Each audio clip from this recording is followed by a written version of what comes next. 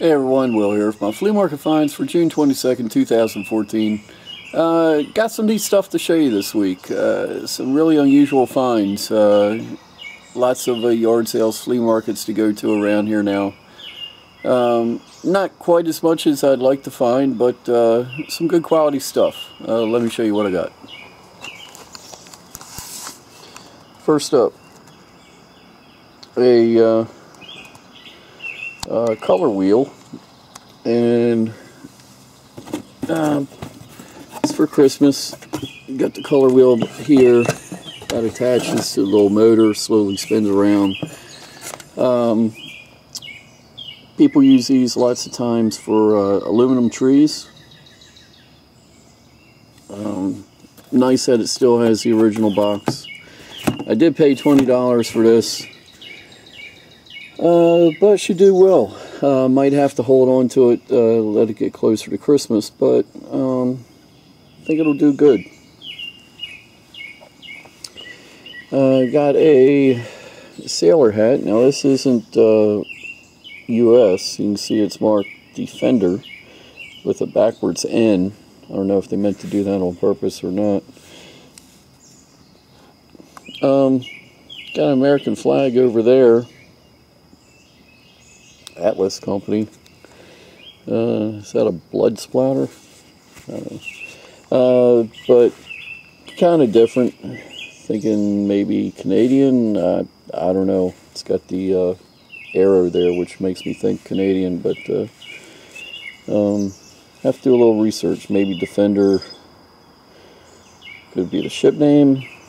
I'll find out. That was only $8. Got some nice age to it. A tobacco tin. Got some pretty good colors on it. Still has the well, part of the tax stamp seal on it. Paid $10 for that. Never seen one Buckingham before. Pocket knife. Nothing great. It's an Imperial, but it has the different attachments for it. That was $5. Old baseball. I've been doing good with old baseballs. This one isn't an official Major League ball, but it has Don Larson stamped autograph there. Still in the plastic wrap. So I imagine that would probably from the 50s, 60s, I would say. Paid $5 for that.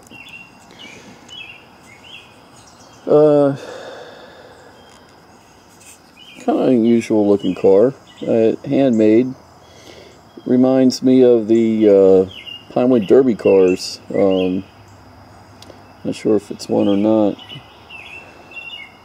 Got 10 tires on it. And somebody made some upholstery for the seats. It looks like they took a couple pieces of rattan for the exhaust pipes. Kind of neat looking. I wish I had the front wheels. $3 paid for that.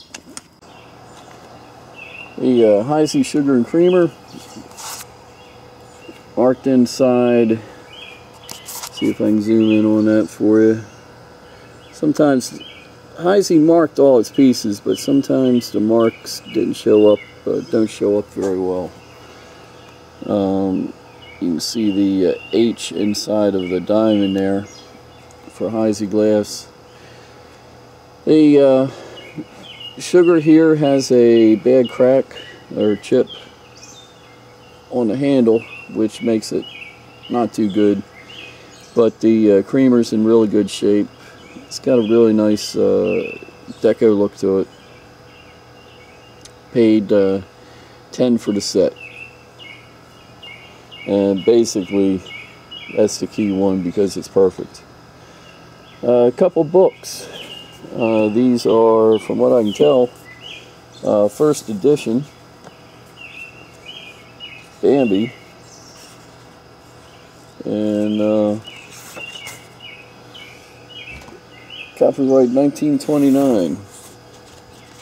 Still with the dust cover. And a Les Mis book, Victor Hugo, and this is, see if I can find it real quick.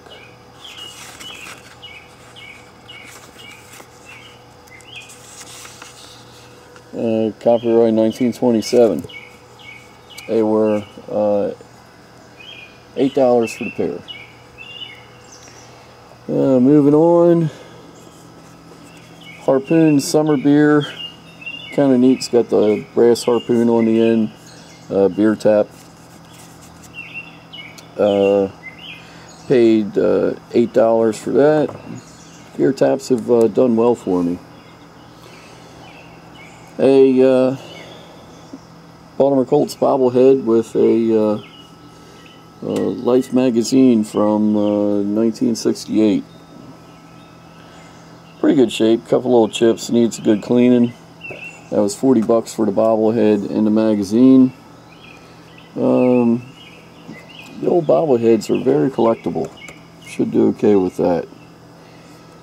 This was an unusual piece. Had to spend $25 for it. It is marked somewhere here. Made in France. Unusual piece. Have you ever seen a trumpet with 8 valves? Very different. I just never seen one before, and I didn't want to pass it up. And being made in France, I think I should do okay with that. Vintage cake topper. I've sold a lot of these.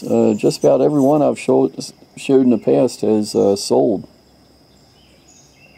This one was $5. Needs a little touching up on the black there, but some people like having a vintage cake topper. A pumpkin head. These chalkware, plasterware, something like that. Unmarked. Got some good quality to them. They put the little patch in the back there. And unusual Halloween collectible. Lots of Halloween people out there. It was 10. Check out these wooden blocks. You notice half the patterns here. That'll match up with that one there. So you could stamp it, move over, stamp it, and keep the design going. I don't know if this was for fabric or for maybe a type of wallpaper. But you can see it's pretty old. I mean, it's like caked with dirt. The weathers, the wood is pretty weathered. Pretty solid looking, all carved out of wood. 10 a piece paid for those. The piece with the big question mark right here, and I have no idea about this piece. Well, I should say, well, let me start from the beginning. Doesn't look like much. I didn't think much of it when I first saw it. Found it at a yard sale. It was in a box with a bunch of other items, this and that. Inside's really worn. And just, I looked through it real quick. Got it for $3. I didn't really take the time to look at it. Figured, well, maybe it's got a maker's mark on it, or maybe it's silver or something. But for $3, I just bought it and took it home and see what I could see. So when I get it home, I looked at it a little closer, and one thing I didn't pay attention to was a piece of paper. And I get it out and unfold it, which is hard to do with one hand. And the piece of paper says, that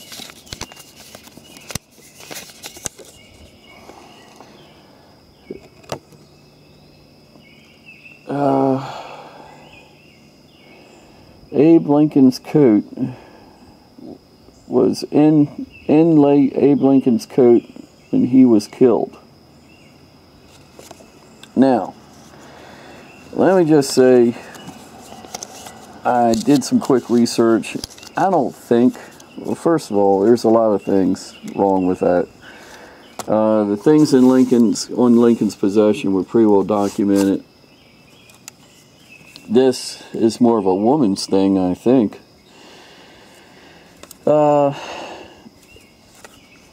And it does have a name.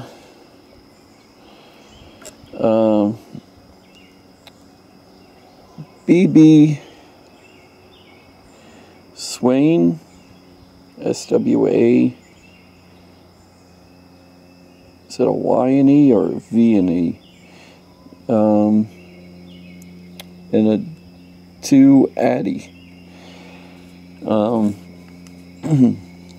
So, I don't know. I gotta do some more research. It would be great if this had some connection to Lincoln. Can't find a maker's mark on it. Sure looks like it could be from 1865. The piece of paper is got some age to it, but it's not from the, I don't think it's from the 1800s, lined paper. Don't know why anybody would put a note like that in here. Possibly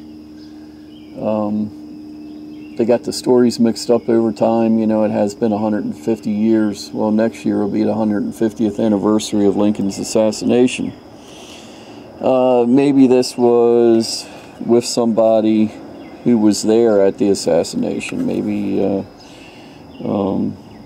after Lincoln was shot, he was carried across the street to a house across from Ford's Theater. Maybe this has some kind of connection with them.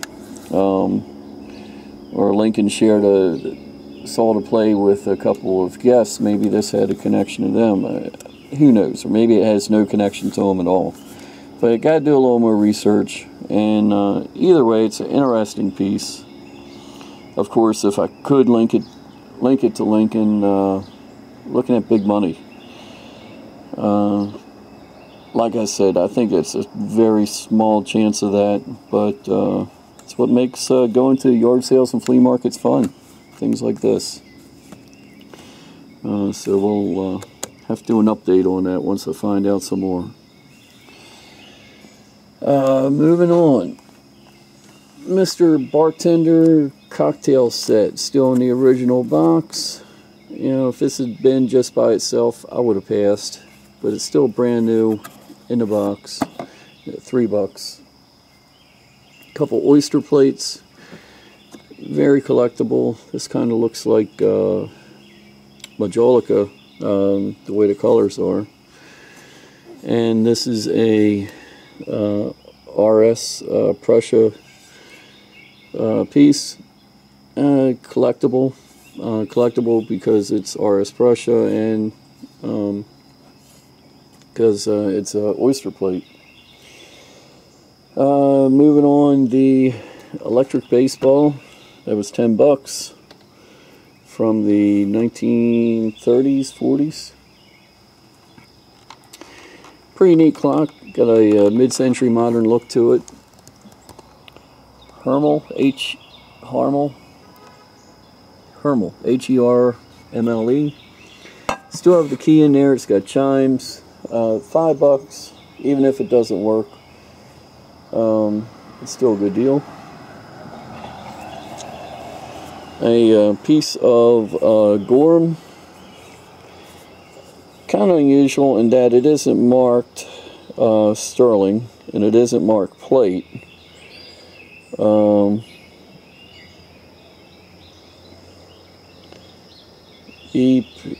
yeah, EP is probably electroplate. So that's probably what this is. Neat oil lamp. Paid $15 for that. Probably overpaid. I didn't see the EP on there when I bought it.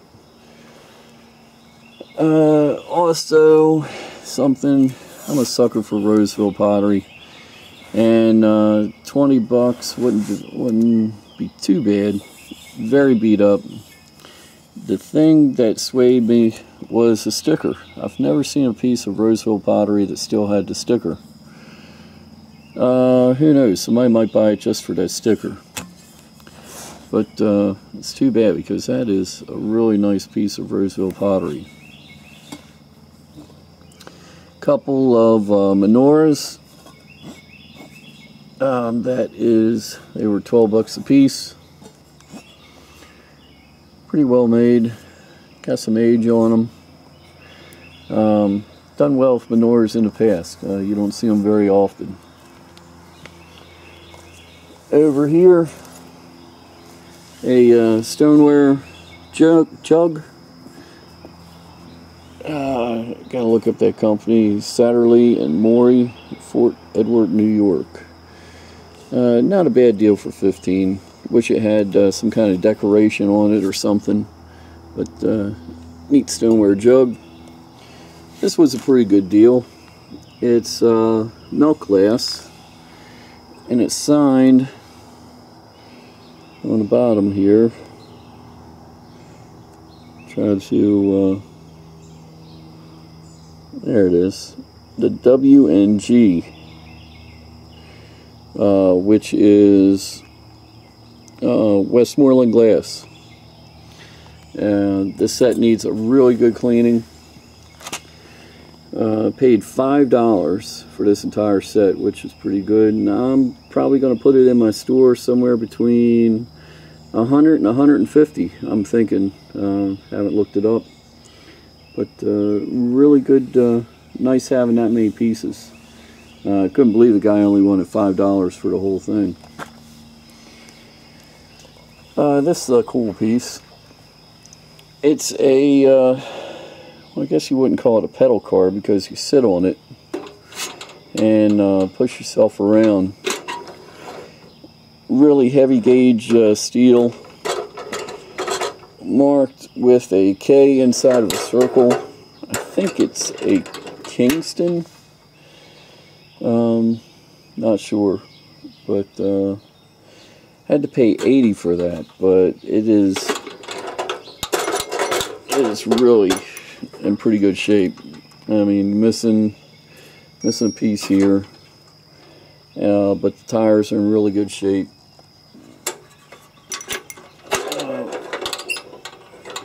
Couldn't pass it up. It's just hard to find really nice original pieces like that. And keep finding these things. The Black & Decker workmates. Paid $5 for that. I've gone over these plenty of times in the past. This is the cast aluminum frame workmate, which they only made the first year of production. Then they went to stamped steel frames. Guys want these, and they'll pay good money. Have to do a little work to the legs there, get it straightened out. But get it on eBay, and that's you're looking at around $250 for that. Just a real pain to pack. Got to be careful with your box dimensions on that too, because it's right near the tipping point for UPS. It can go from costing $35 to over $100 if you get the box just a couple inches too big. So there we go. Some interesting stuff. Keep an eye on my store, Terminal 99 on eBay, which is where most of the stuff will be appearing over next week. And until next time, it's Will the Yard Sales Survivalist, and we'll talk again soon.